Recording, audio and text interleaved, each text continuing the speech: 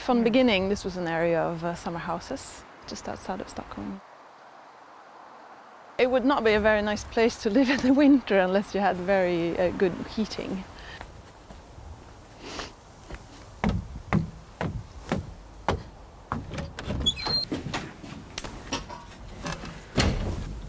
This was a summer house. It was not really made for year-round living, but that was also part of the idea that you could actually put this greenhouse around the summer house and actually live in it with nice comfort all year round. So the idea is make your home into a greenhouse? Yeah, the greenhouse is the big thing here, to save your own energy and energy from the sun, to use that heat in a natural way and not being too cold in winter, even in the Nordic climate. So this part we reconstructed a few years ago, and we only put linseed oil to cover it, and that's all that's needed inside here, because we never get any rain coming onto the house, no wind. It makes it simpler to take care of. So you changed the exterior of the house? Yes, we did a few years ago because we wanted it to look nicer. And of course that is also made possible when we save our own solar energy, because then you don't need a lot of insulation. This is a normal greenhouse. It's like any greenhouse you can buy on the market. This idea of building your own house inside is like a bubble. It actually comes from an architect called Bengt Warne, who had these ideas in the 1990s to use what nature gives. He called it a natural house or nature house, naturhuset.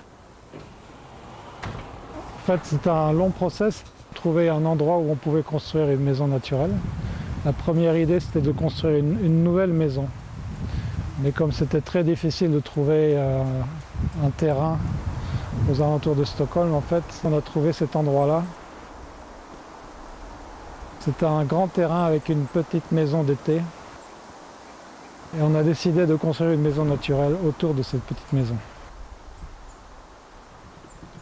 En fait, c'est l'architecte Bengt Warne qui a dessiné la serre. Et après, on a construit et arrangé la maison, agrandi la maison à l'intérieur de la serre. And the nice thing about this is also that we don't have a roof on the house anymore. So we actually have like a terrace on top, an extra living area. And you can, from here you can also see an opening on top of the roof there. And that is actually because otherwise it would be much too hot in the summertime. So we need to let some of the heat out during the hottest parts of the year. And that's automatically open and closed depending on temperature. Well, this is for playing. So there was a roof. Originally there was a roof on top of this, yeah, but we took it off. And we got a terrace instead.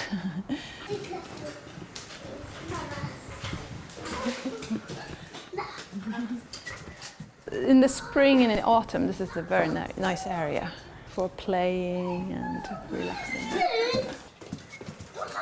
If you want a lot of solar energy, of course you need to get the sun directly on the house. This is a good placement for the house, because we have the southern sun all day long.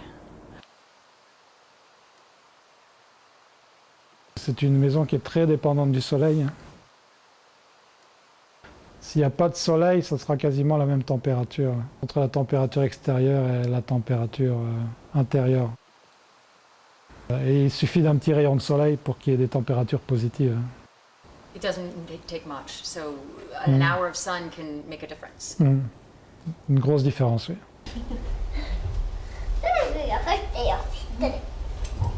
Et par exemple, déjà à la fin du mois de janvier, il peut faire -2 par exemple dehors, et il peut faire 15 degrés, 15 à 20 en hausse en fait.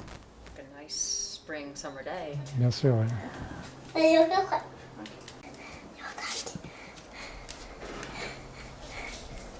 This summer we had not so nice weather in Sweden. It was very rainy and quite cold, and I've heard a lot of people complaining about that.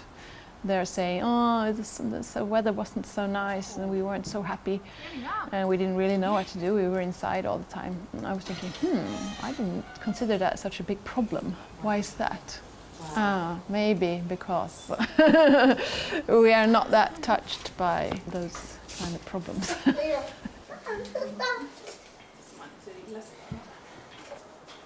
Since this is a greenhouse, we're also using it for growing stuff. And yeah, so it's very nice. This time of the year we get our own tomatoes and cucumbers. We ate them already, but we have a small one still up there. Is that common in Sweden? Outside, would you be able to do that? Not really. You need a greenhouse. And down here we also have a nice tree that we like. It's fig. This year we have lots of fruit. Could you have a fig tree outside as well? Would it work? Or No. They don't survive actually if it gets minus degrees. Yeah. And it's a long winter. It starts in the end of October and doesn't get warm until beginning of April. Yeah. So growing things here is not easy. So we need all the extra energy, the extra light that we can get. Even in this greenhouse, it gets cold in the winter. If you have minus 20 degrees outside, it gets maybe minus 10 in here. So we still need some insulation. And we also have a heating inside, of course. These are the boys' bedrooms, and here's our bedroom. I like it very much here in the morning when I wake up, and it's like a balcony here. I like this spot very much. Especially in the weekends, I go out here and I have the fig here and some plants, and I can sit here and have my morning coffee if I like. Yeah. If I used to live in apartments and I had balconies and so on, but they were also outdoors. So when I stepped out, if it was raining, I got rain dripping in my hair. But here, I don't get that. It's all nice and sunny and dry. Yeah.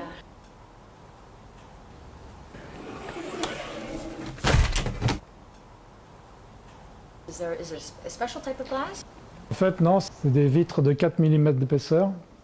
La seule chose, c'est que c'est du verre sécurisé. À peu près toute la serre, enfin tout ce qui est à hauteur jusqu'à la tête, à peu près tout ce qui est en haut, c'est du verre sécurisé.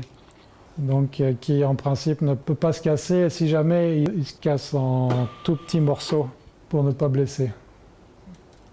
Is it as simple as a greenhouse? It's a greenhouse, usual greenhouse. Just the idea to put it on a house? Yeah. Is it expensive to do something like this? C'est difficile. En fait, on a construit la maison il y a plus de 10 ans maintenant. Et à l'époque, ça nous a coûté, en euros, ça fait à peu près 80 000 euros. And here we have some fishes. The goldfish. This is lovely in this time of the year. We have lots of grapes. They like it really here. And we make not wine but juice out of them. The idea of the house, it's quite interesting that we should be self-sufficient. That's rainwater, so we have a tank underground where we're collecting rainwater. So that's what we use for watering the plants. We have energy, we have wood that we could use for heating in the winter. We have our own water. We have our own sewage system in the cellar. This is the sewage system. You will have to excuse all the rest here.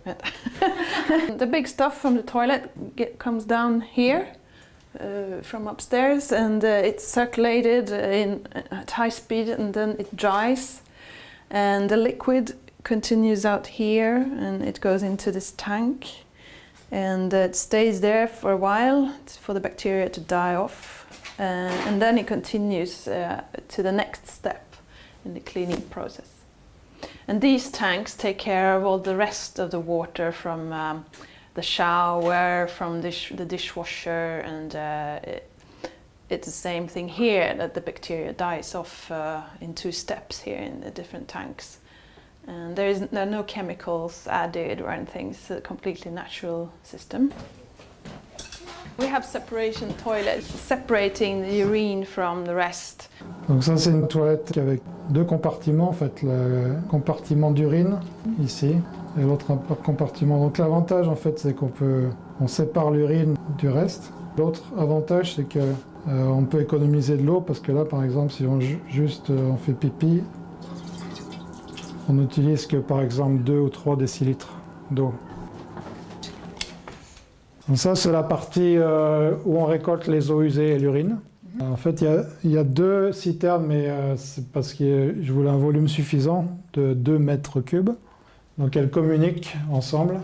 Cette citerne-là, c'est la citerne où on recueille les eaux qui viennent des toilettes, en fait.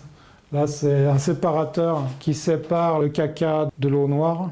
Ça utilise en fait la force centrifuge pour séparer tout ce qui est liquide, c'est projeté en fait vers l'extérieur. Tout ce qui est solide, ça reste à l'intérieur, donc ça tombe ici. Et tout ce qui est liquide, c'est projeté vers l'extérieur et ça arrive ici et ça passe dans la citerne. Charles built this himself. Were you worried at all working with, human waste? Oui, mais c'est pas pire que de changer les couches d'un bébé, je veux dire. So here is the next step in the cleaning. It's called jordbädd in Swedish. The grey water is filtering through the soil here. C'est un projet, ça m'a beaucoup intéressé parce que je suis un ingénieur de formation. C'est un système très simple. Chaque fois en fait, qu'il y a une arrivée d'eau dans les citernes, ça envoie la même quantité d'eau par gravité. Des tubes de drainage tous les 30 cm pour que l'eau puisse s'infiltrer lentement dans la terre. So the grey water comes, you see a grey tube Yeah, I see it. through the wall there, through here, underneath the soil, and then it comes out here. And that's the liquids and the solids stay behind? Yes, the solid stays in the centrifuge, so that you have to empty it, but not very often, every 6 months or something. And you empty it where? In the compost. Oh, it can go in the compost. We have bacteria in there too. You have, Bacteria everywhere working. This is actually giving a lot of fertilizing to the plants. And now there's only mint growing here, but we should grow more stuff here. And it could be any type of plant. Ça peut être à peu près tout. Et en fait, on a essayé pas mal de choses. Ce qui marche bien, en fait, c'est les tomates, les concombres. And it smells good. It's Yeah. mint. Mm-hmm. Yeah. Here it's been cleaned again in the second step. And then And it goes what's out. left goes out in the garden, underground. Okay. All the way down to that pond. If you want to be self-sufficient and not depend on bigger systems, you can have this. You can live anywhere you like. So here's the third cleaning step. It's a pond in the garden. We have measurements regularly telling us what bacteria are in there and so on, and that the levels are acceptable. But of course you should not drink that water. So at this point, it has very little sort of the bad bacteria. No, there are high levels of E. coli, for example. Ah. It's not so strange. Yeah. It's not for drinking water, this. But nothing alarming as far as we know. We have to take samples and send to a lab, so we do that, once a year or something like that. And another thing is that it does go back to the nature where there are plants around that could take care of it instead of going straight into the ocean, for example. Behind we have an apple tree and cherry tree. Here. This is the compost. All our food waste, everything that can go back to nature. You mentioned before that some of the waste goes to the compost. Oh yeah, okay, that's the black water stuff. Yeah, I think we put it there because this we use for growing things in later on. Okay. But this is mainly a place where we put everything that can become soil, but we don't use for eating. So what part did you say you put in there? From the black water, this is the dry pieces. There's like a dust. That's all that's left of it. It's like dust. Yeah, you can put it there. And you put it in there. But this soil we could use for growing plants like flowers and things that you don't eat. This we use for plants that we can eat. So you have to be a little careful how you use things, of course. The idea of having a greenhouse connected to houses is getting more and more common in Sweden. Attached greenhouse. Yes. Not Yeah. covered at all. Not covered. That is more unusual. C'est toute une philosophie de vie d'utiliser la nature, le soleil et l'eau, d'habiter autrement en fait.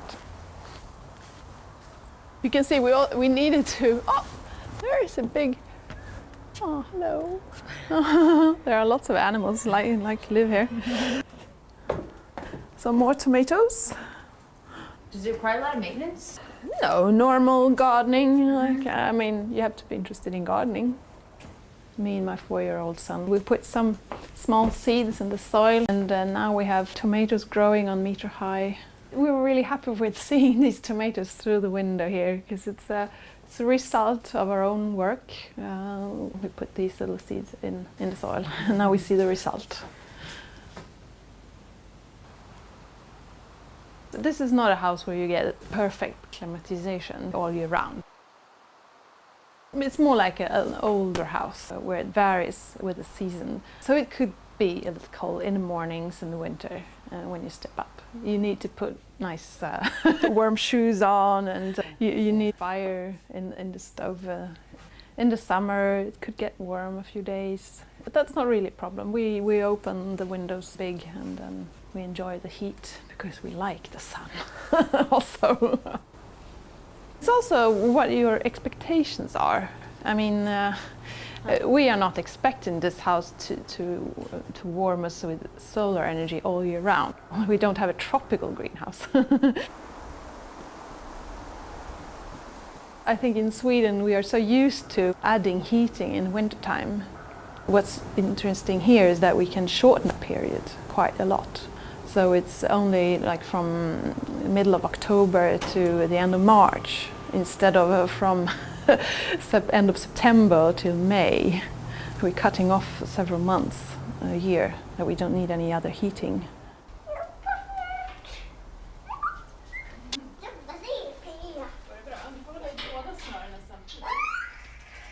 But of course there are more technologies coming now where you could use more of your solar heating.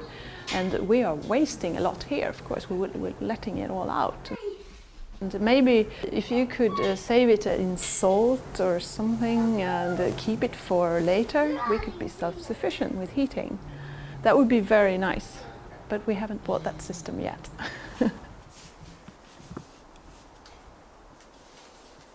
It's a living lab, and there are lots of opportunities. We just need money and time actually to develop it. We've done this so far, and I'm sure there will be more to it later on.